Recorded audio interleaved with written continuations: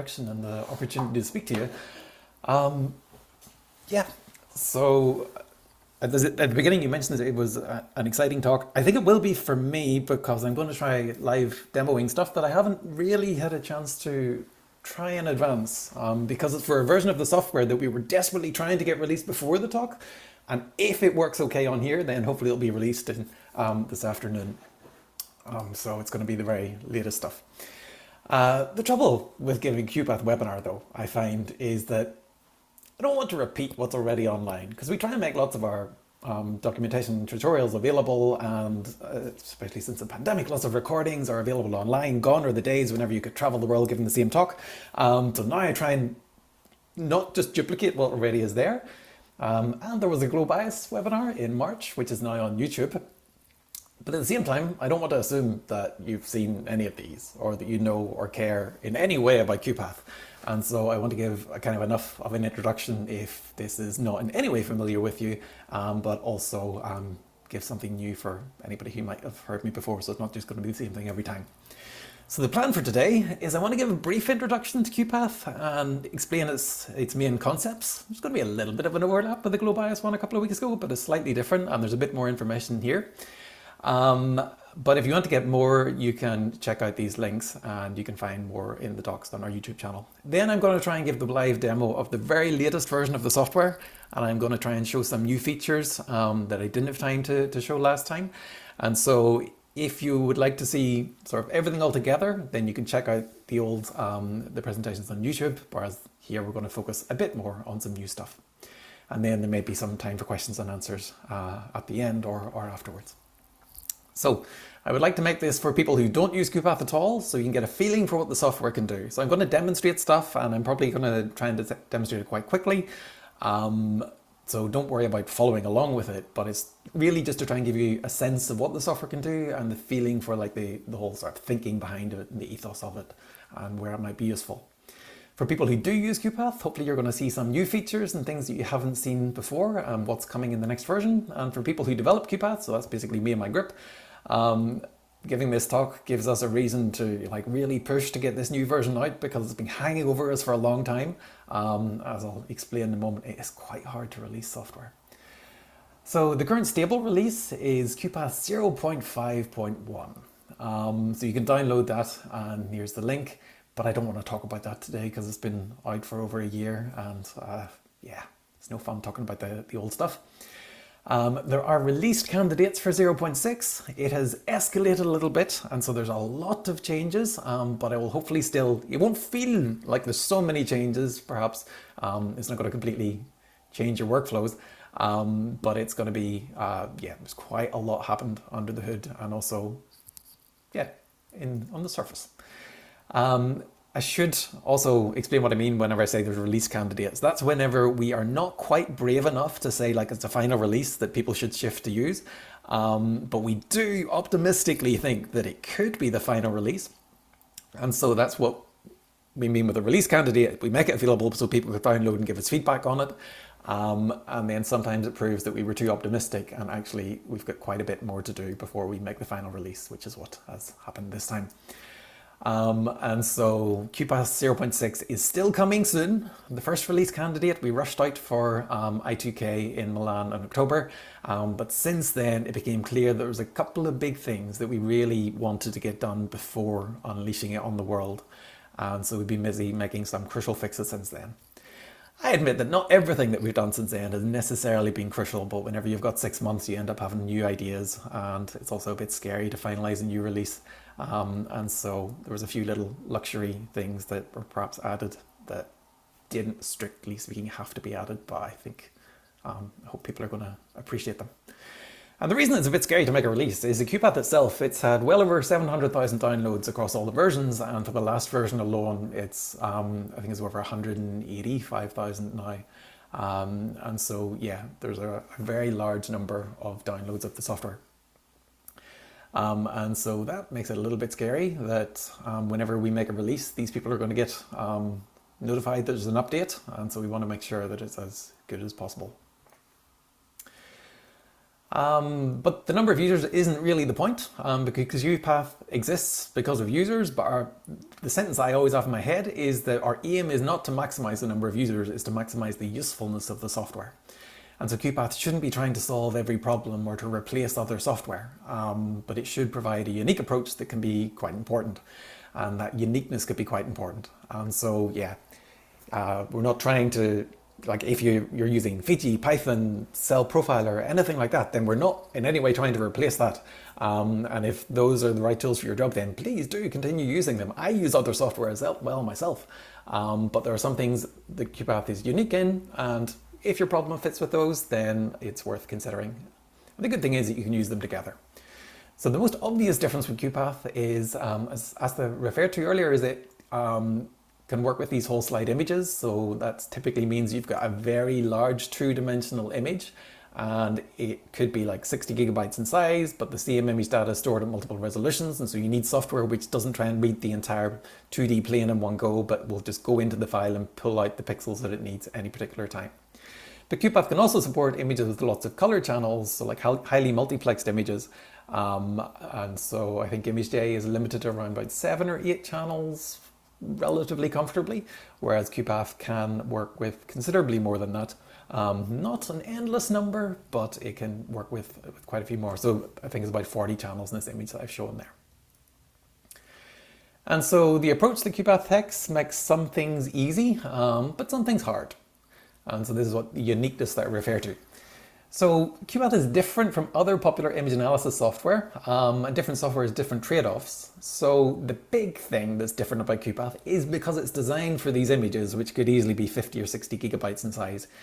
You can't do some basic things like changing pixel values. Like you can't duplicate an image because you can't read it all in memory in one go and then sort of copying all the pixels. That would just be incredibly slow. So QuPath sort of operates on the assumption that it can keep pixels in memory for a short period of time, then forget about them and always go back to the original file and pull them out again. There are some tricks that you can do to get around that, but fundamentally you can't change the pixel values in your image with QuPath. So some things that are really easy in Fiji, for example, are surprisingly hard in QuPath. On the other hand, in QuPath you can handle billions of pixels and millions of regions of interest pretty intuitively, and you can do things like apply machine learning on them, and sometimes it's surprisingly easy how some things are to do in QuPath which are really difficult elsewhere, and so it's a case of using the right tool for the job. You might then wonder, if you can't change pixel values, if you can't duplicate an image or like simply apply a Gaussian filter across an image, then how can you do anything? And that's where I want to very briefly mention, just so that you have in your head whenever you see the demo, the core concepts of whenever you're working with QuPath, and we've summarized it in these 3 letters. Need to maybe come up with snappier letters, but this is the mental model to understand how the software works. For G is for generate objects. And so let's say you have your millions of pixels, but the end of your analysis results in the paper, you're not going to stick in like a million numbers or a billion numbers. You're going to need to summarize that in some way. So in QuPath, you do that by starting with the pixels and then generating objects from those. And an object, it could be a cell, it could be a piece of tissue, it could be some like subcellular structure, it could be anything really. But objects is the word that QuPath uses to refer to those. So here in this image, I've got different objects for the cells, and they're shown here as red. Then QuPath, once you've got these objects, so you have billions of pixels, but only a few 100,000 objects. Still quite a lot. QuPath will then measure those objects for you, and then you might want to classify them. So here I've classified the cells as being tumor or non-tumor, for example. And then you might further subclassify them. So this distinguishes between positive tumor and negative tumor, and positive non-tumor and negative non-tumor, and so on. So you can these classification steps apply to your objects. And then your final result is simply querying that. So in this case, what we want to know is the percentage of tumor cells that are positive. Through these different steps, we've been able to get to the result. And at the very end, all we simply have to do is to count up the number of objects which are positive, those that are negative, and then get our summary results. And QuPath will give that for you. And so if you can think of your image analysis problem in these terms, then QuPath could be a good fit. And the power of the software comes from the fact that there's multiple ways that you can generate objects. It's not all cell detection. There's multiple types of measurements that you can make. There's different ways that you can classify things, and there's different ways that you can query them. And so you can get creative in how you combine these to do quite inventive things with the software. So if you're deciding whether it's the right choice for you, then you can think, can you think of your problem, image analysis problem in terms of objects? And if so, can you figure out how to do these steps? And if so, QuPath might help you. There are lots more extensions and integrations with other tools than I'll have time to discuss. So here's just an example. I apologize if I've left out any from others. But yeah, so there's some really nice examples. So Aaron in Finland has made a really beautiful kind of teaching platform which links up with QuPath. He's actually done an enormous amount of work separate from QuPath, but he's linked it with QuPath, and that's been used to teach I think well over 1,000 medical students in Finland. Leo has been working on integrating QuPath with Omero, so you can be your images hosted there and do your analysis locally with QuPath. But there's also these other extensions developed by some by us and some by other people to do all sorts of different things. So with that being said, I'm now going to try and give a live demo on QuPath as it currently stands as of this morning. So changes were still being made this morning, and so if this works out okay, then we'll release it this afternoon. If it doesn't work out okay, then we'll try and fix the bugs and then release it this afternoon, or soon afterwards. So what you should see here is the screenshot of what you get whenever you open QuPath for the first time. And so I do recommend that you actually don't just ignore this, because it can link you to the documentation, it can link you to the image.c discussion forum, it can link you to the source code, and there's a few other things that you could potentially change in here if you like dark mode, light mode, and so on. But I'm just going to say get started. And if you've been using QuPath before, you will not have seen this because this was only added last night. This dialog was added last night, but we have a new extension manager. This was created by Leo in my group. And so this is one of the important things that we realized we really needed to have in 0.6 of the software. So that's one of the big things that's been happening since October. So I'm going to say I do want to open it, and then I'll need somewhere to store my extensions, and I'll just use the default. And this is our extension manager, so it's much more exciting and powerful than you might necessarily expect. So there's lots of things built into QuPath, but there's going to be a few extras that I want to be able to show you later. And so this extension manager will allow us to install them pretty easily. I'll just click on the training one, and instance egg, which from Thibaut in my group is a powerful method of cell segmentation, and then we'll be able to explore these later. If you've worked with QuPath extensions before, it always worked with kind of drag and drop and you had to manage it yourself and it was a little bit painful. So this is so much nicer. You can go in and you can potentially choose different versions if we have different versions of extensions and look after it. So, okay, so that prompt should appear whenever you open QuPath, and it's worthwhile reading the instructions and then seeing which you want to try. And I will tell you whenever we actually use one of those extensions. Okay, so now that we actually have the software, that was all optional, what you just saw there. This is also optional, but because I'm on a Mac, and I guess most of you probably aren't, I'm going to turn off the system menu bar, so it'll look a little bit more like Windows, that we have our menus down here instead of up at the very top. Something else that I'm going to do before I forget is there's lots of shortcuts within QuPath, and so I'm going to show this sort of input display thing in the bottom corner. So whenever I press the left mouse button, you should see that light up, the right button is pressed up, then similarly if I press the shortcut key. So whenever I press shortcut keys, you'll be able to see them on screen thanks to this little component. Okay, so let's try and do something a little bit more interesting now. So normally within QuPath, whenever you want to work with images, the easiest way to do it, or the best way to do it, is to create yourself a project, which is simply an empty folder on your computer. So we can then say we want to create a project and choose that folder, but as I said, there's lots of shortcuts, and the shortcut here is just drag and drop. Do you want to create the project for an empty directory? I will say yes. Not an awful lot has happened, but if I open up and I will select some example images, and if I drag them onto QuPath, I'll just say import. Then QuPath should be able to add these images to the project. So it hasn't copied the files, it hasn't modified it in any kind of way, but it will store a link to the files within this project folder that we created. And actually I'm going to add an extra couple here. And so these are from, these last two are from Yvonne Dombrowski's lab. Okay, so we have a few example images. Most of them are public. The last ones aren't at the moment, but this is what we've got within QuPath's viewer. So whenever I double click to open an image, you get a little message like this asking what the type of the image is. We're going to see later that that can be important. Some QuPath commands, it needs to know what sort of image you've got. Like if you're looking for a bright field H&E image, it needs to know that it is an H&E image so that it can separate the stains in an appropriate way. Or if you have a fluorescence image, it needs to know that. It can also make a guess for you. And so by default, QuPath will show this prompt, but if you find the prompt too annoying, then you can get it to auto-estimate. And there's extra information there to tell you that. It tries to actually make a decent estimate and select the right choice from the start. So whenever I've done that, if I click on the image tab, then I get some information about the image that I've got, including this image type. So if I get it wrong, I can change it. And I also have this brightness and contrast dialog, and that might already give you some sort of sense of why I need to know the image type, because this is able to link me up to stain separation, which is all embedded in QuPath.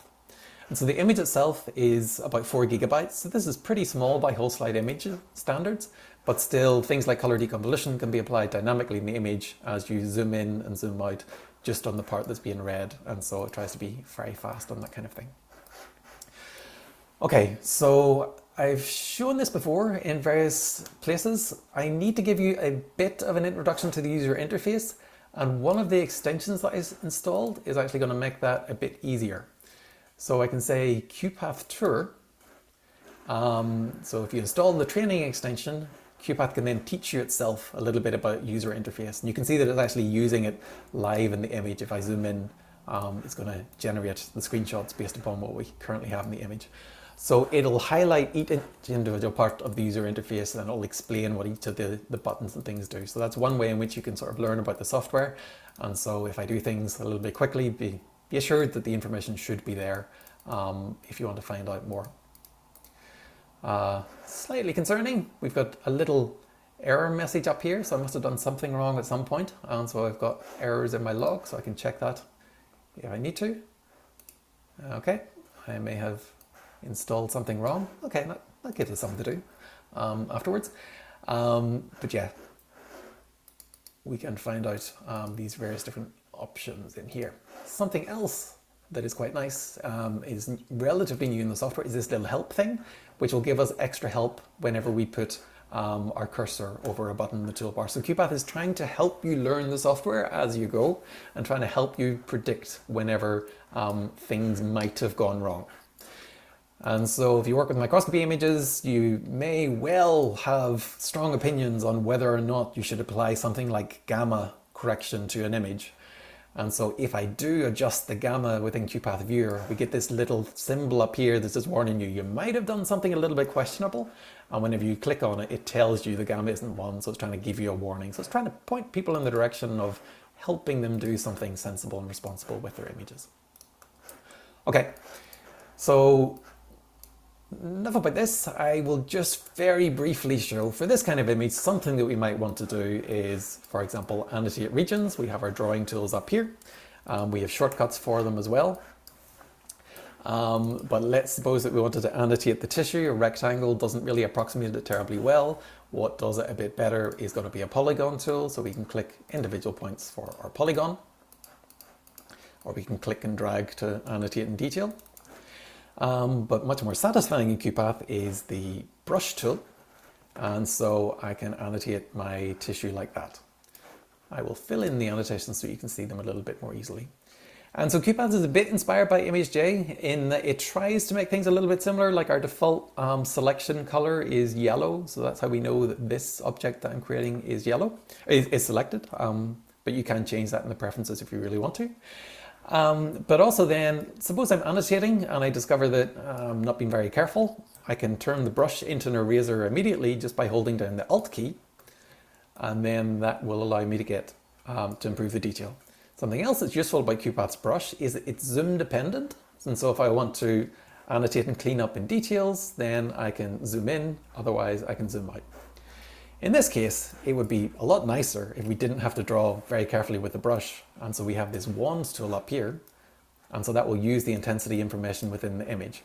But the wand behaves in a similar kind of way. If you want details, you would zoom in. So if you want to annotate at an individual nucleus level, you can do that with the wand. But with exactly the same wand, you can zoom out and then annotate at a larger level.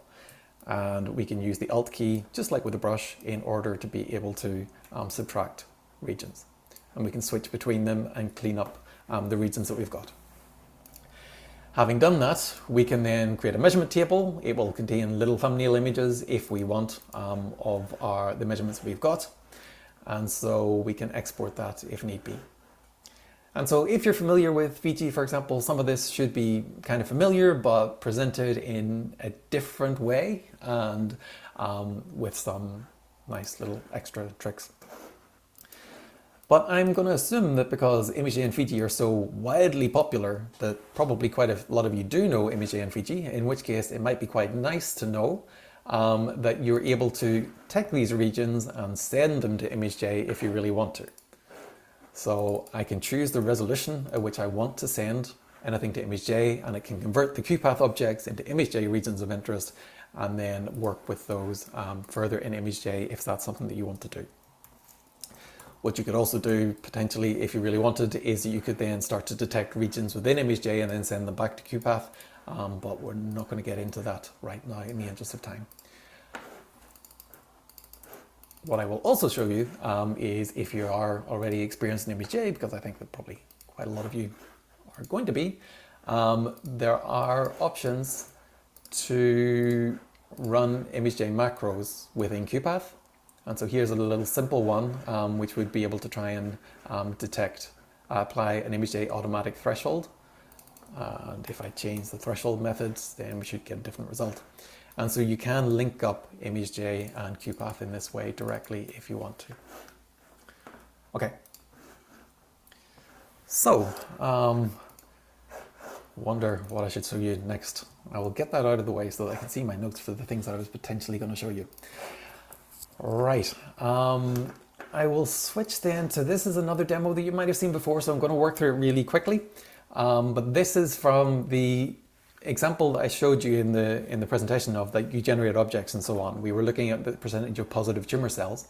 I'm going to show this very quickly because it will show that actually you don't normally have to send regions to ImageJ in QuPath because we have lots of powerful built-in commands as well. And so I'm going to choose Analyze Cell Detection, Positive Cell Detection, and I will explain it in a moment, but I'll start it running because it'll take a little bit of time. So this image is about 20 to 30 gigabytes in size. But running on my not especially powerful computer, it's about 5 years old, an M1 MacBook Pro, then it's been able to detect, how many cells was that? Okay, about 37,000 cells or so in a pretty small amount of time. Just a matter of a few seconds using our cell detection command. But in addition to detecting those cells, it's made a whole list of different measurements for the cells, for each individual cell, about 40 different measurements or so. And then QuPath would like you to be able to really see what has happened. And so we can also visualize those as a kind of a measurement map. And so that would allow us to visually examine, for example, using sorts of heat maps, a color-coded representation for all of those measurements that we've just made within a few seconds. We can also add additional measurements to these objects. So each cell can be told a little bit about its neighbors. So each object now has a little bit of contextual information. So QuPath will call those smooth measurements. The reason for doing that is because we want to be able to distinguish the tumor from the non-tumor cells and also the positive from the negative. What you can see already is that the red cells correspond to the positive, so that the original brown in the original image and blue corresponds to the negative. But we've no way to distinguish between the tumor and non-tumor until we give QuPath a couple of examples. I couldn't resist pressing a shortcut there, so that was why that menu was a little bit different. So I annotated a few as what I think is tumor, annotated a few as what I think is stroma. I'm going to say object classifier, train object classifier, live update, then QuPath will instantly train a random forest classifier across the image, and then it will distinguish between our cells which are tumor and non-tumor. And we can interactively refine this if we need to. So I can give it more examples of what I think is non-tumor, for example, and then our classification will continually improve. Well, continually improve unless I give it really bad examples, and then it can always get worse as well. I could save this classifier if I want. I can save that. And then what we have essentially here, if I select it, is that now QuPath has been able to distinguish between positive and negative tumor, so that's the blue and red, and positive and negative non-tumor, and it will automatically give us counts for each of those across the image or any region that we choose, and then those will automatically update. So again, QuPath is trying to help you by estimating, sort of predicting sort of normal, common tasks that you might want to do, and then giving you the tools to explore those. I will also show another little thing in here, which is you can create density maps of these. So you can create maps to visualize the density of, say, all cells, tumor cells, and so on. So you can define density in various ways. And so this maybe is what you were looking at. In case I didn't describe it, I use Control and L, which is again the ImageJ shortcut to get a command list. QuPath uses the same one to try and make it easier for people to switch between the two softwares. Okay, so within a matter of a few minutes, we were able to analyze this kind of image. But it's not all, the machine learning within QuPath isn't restricted to object classifying, and we're not restricted to cells. So this is where I'm going to open one of Yvonne's images and to show you quite a different type of image. So here is a confocal microscopy Z stack, and that allows me to show a few pretty new things in the software. So firstly, we have a different way of navigating the Z slices than if you've used QuPath before. We can click on this slider, we can click on these buttons, we can also use shortcut keys to go up and down, or we can even type in a number if we would prefer. And so we've got different ways to move through a Z stack. But also, I appear to have set this up previously, we have a Show Z Projection Overlay button, and that's what allows us to generate overlays within QuPath for different types of Z projections. So say that QuPath won't allow you to change the pixel values itself, but it can give you different sorts of visualizations that might be useful. And so if I view now a maximum projection across this stack, you can see that if I change the slices, the thumbnail changes, but the image doesn't because I have a maximum projection overlay on top. If I want, I can adjust the opacity of that, and so I can visualize it in different ways. But that gives us a way to sort of switch between projected images and non-projected images very quickly. But the reason I wanted to open this is I wanted to explore what happens if we try and train a pixel classifier this time. So not a cell classifier, so this is working directly on the pixels. And we want to try and distinguish the axons in this brain slice. So the axons in the green channel. And so they are pretty dense, so it's not going to be terribly easy. I'm going to use a little line tool. Actually, I'm going to have to add in some classes here. So I already appear to have done so. In this class list, I can add the class for what I would like. So it's going to be an axon in this case. And then I'll just draw a little region, right click, set classification, call it an axon. I will draw another little region right beside it. And I'll say, I want you to ignore that. And then I will go to pixel classification, train pixel classification, live prediction, and the results are terrible. But the results are terrible in part because I only give it 2 annotations, and in part because it's running at a way too low resolution. So if I run it at the full resolution of the image, it already starts to look a little bit more sensible. If I zoom in, maybe I'll give it another axon, just a tiny little piece, and another bit that I want it to ignore. And again, our prediction may be able to improve slightly. So these calculations are being made in 2D, but they're applied across the Z stack as I browse through it. But one of the reasons why the prediction's probably not terribly good is that I have given QuPath all the different channels, and I actually only want to give it the green one. But also I've only given it like slightly smoothed versions of the images, and actually I could give QuPath much more informative features. And so here, that is hopefully going to give us a slightly more interesting and potentially more useful axon segmentation within this image. We can visualize what these different features are. And so these are the features that are going into the pixel classifier, and we can customize it in other ways if we need to. So we can switch. So here I'm using a neural network. I could switch to random forest and change these if I wanted and add more outputs. I can save the prediction image. Oops, I can save the classifier as well. And if it does that, I can save the prediction image as an OME TIFF or an OME ZAR, which is going to be quite a new thing, which is going to be helpful, I think, in lots of ways. And yeah, so that's an example of how the pixel classifier might look in practice. You notice that it has actually logged that I saved the image, and so that was logged in the workflow. I should have shown you the workflow the last time when it was a bit more interesting, but QuPath will actually try and record most of the steps that you do as you go along. But if I switch to another image to show the pixel classifier, this is another one of these 30 to 40 gigabyte whole slide images. Again, we have the same sort of idea. We can train a pixel classifier on it. So I'm just going to give it positive and negative examples. Don't worry too much about the details because this is all explained in the documentation. But even on our huge image, because we can train the classifier at different resolutions, we can apply it to these large images very quickly. And we can even go at the lowest resolution that's most meaningful.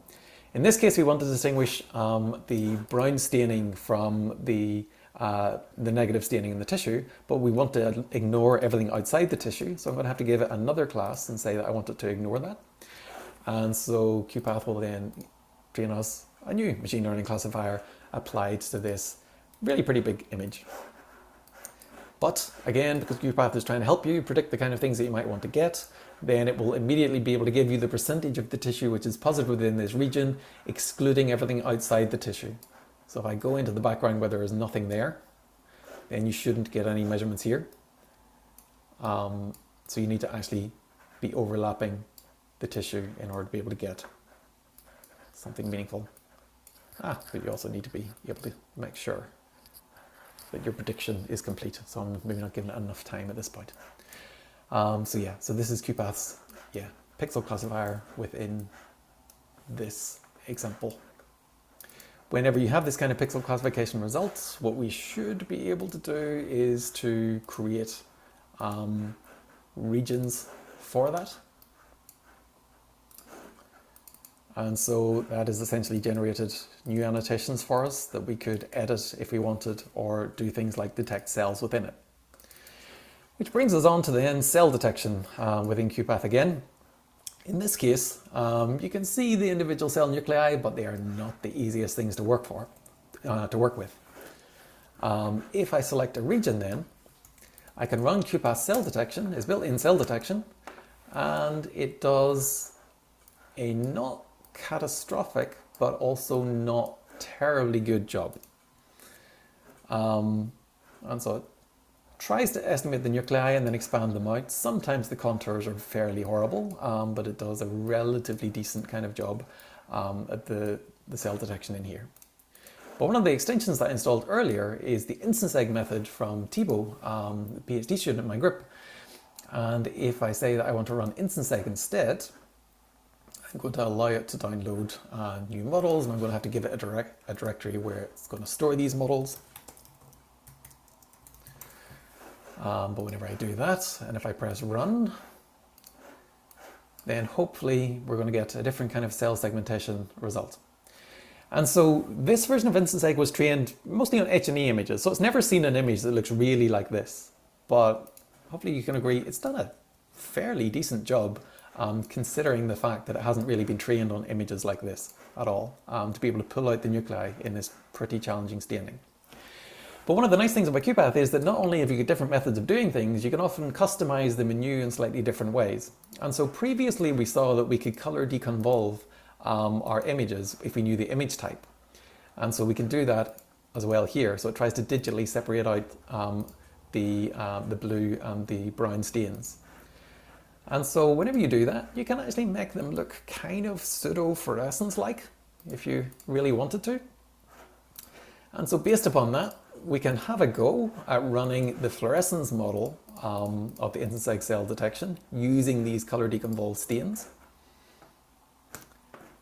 it'll have to be downloaded as well. Whenever we do that, we should get another attempted cell detection using a model which is trained on images nothing like this. So this was trained on fluorescence images.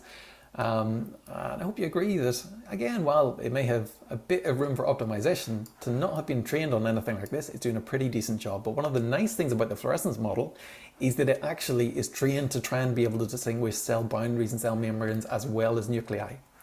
And so that is what we are seeing in here. So our detection is not just detecting nuclei and expanding out, it's actually really trying to detect the cell boundaries. And if I switch to a fluorescence image, it's probably going to be a slightly fairer illustration of that. If I run instance egg on here with a fluorescence model, what I should do is I should actually give it all of the channels.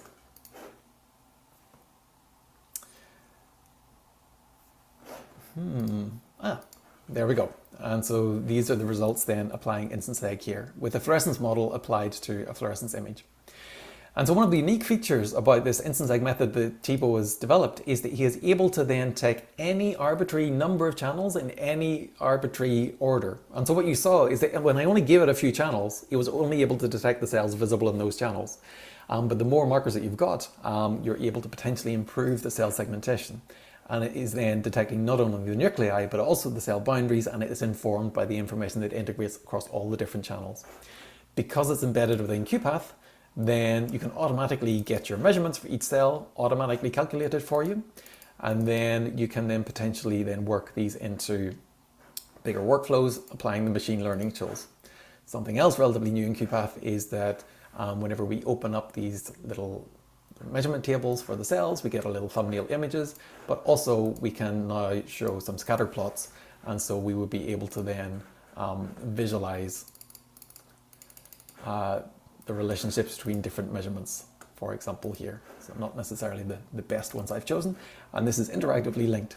And so this doesn't handle arbitrary large number of objects at the moment, so it's limited to however many I set here. So here at the minute it's 10,000 cells. But is interactively linked with that. And so we haven't figured out how to scale it to millions, but it still can support quite a large number of cells. Okay, so I wonder, was there anything else I was going to show you? Or I think that probably, in the interest of time, I should maybe stop around now. But hopefully this gives you some sort of sense of the kind of features that we have within QuPath.